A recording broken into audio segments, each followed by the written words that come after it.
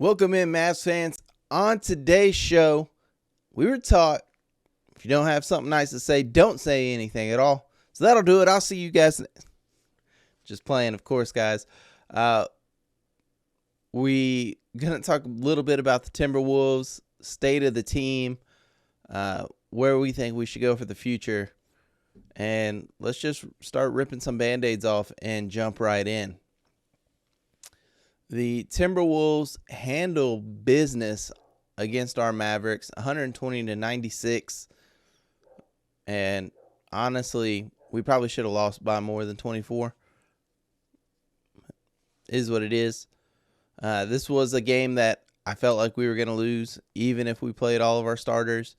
Gafford out, Lively out, AD out. Musa Cisse gets the start.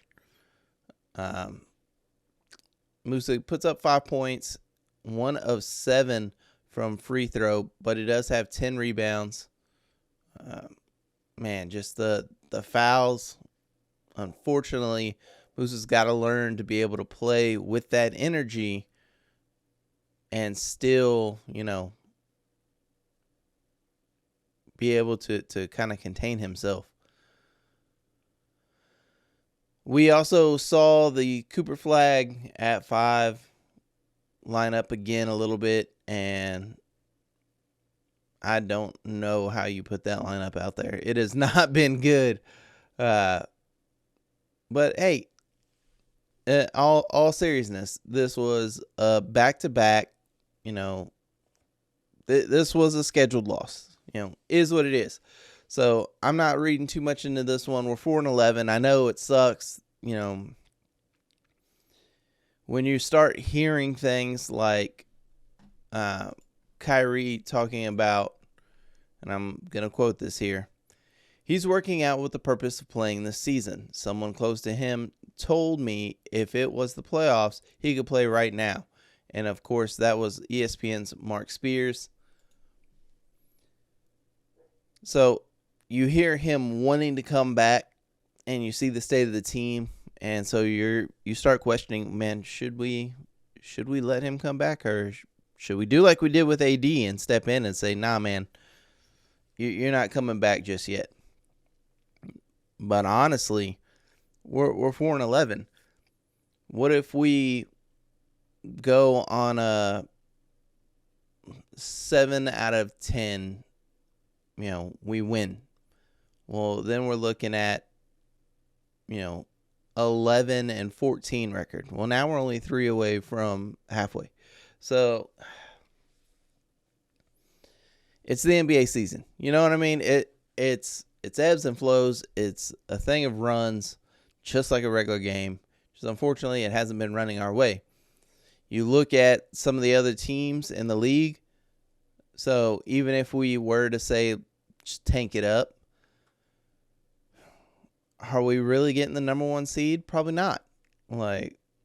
There's other teams that are worse than us, and our guys are still fighting to win. So I don't think it's tank season. I think we just keep our head down, keep pushing, and unfortunately, there's just some things that aren't going to go our way. Things not going D'Angelo Russell's way right now, 3-pointers. He's made 3 of his last 30. So to miss 27, now everybody's looking at you. Now the pressure's on. Now you're in this funk.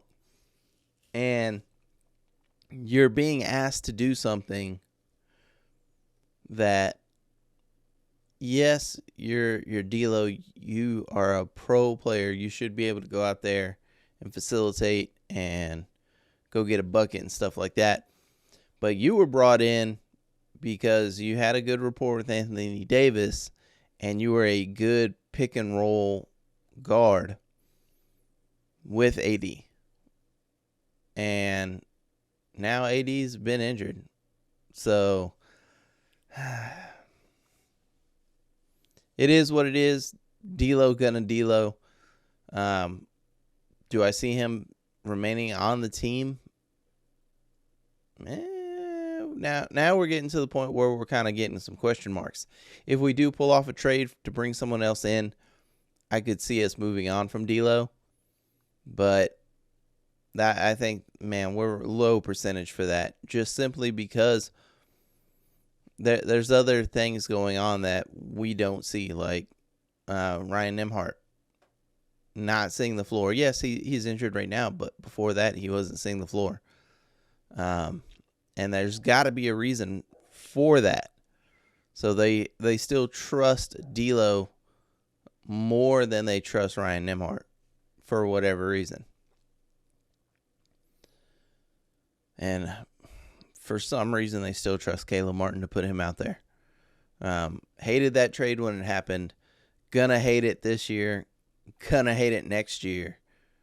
And if he resigns, if we don't move him next year and he resigns on his player option, I'll hate it that year as well. That is actually somebody that if you told me we were going to cut him and we were going to just eat dead money, I'd totally be okay with it. Caleb Martin is trash. But who's not trash?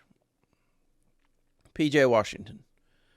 Shows out, balls out again. Only 13 points, so I know what you're thinking. Man, Cody, how's he balling out?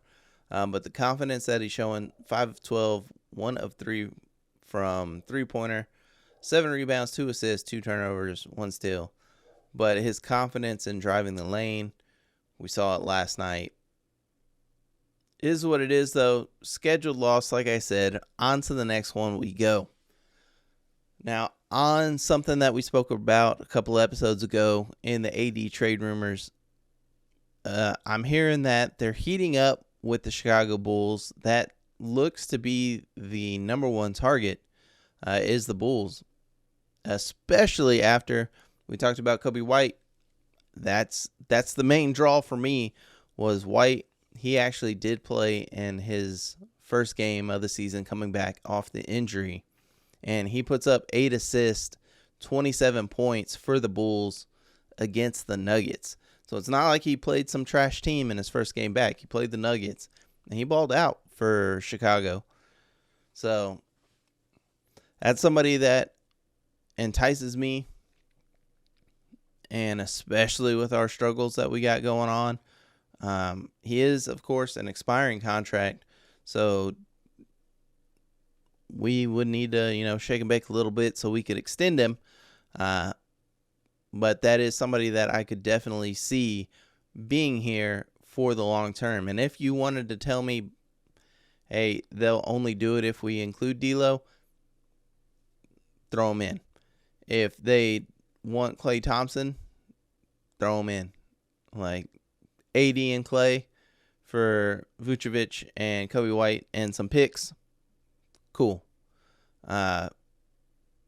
Or, AD and D'Lo. Same thing. I'm cool with it. Let me know what y'all guys think. But Chicago looks to be at least the main team right now in the driver's seat, in the number one spot for who we could potentially do a deal with. Sorry, this one's so short, guys. There's really not a whole lot going on. We do have a game coming up, of course, Wednesday. But other than that, not too much going on. We'll get into more of us versus the Knicks at home tomorrow. But until then, peace out.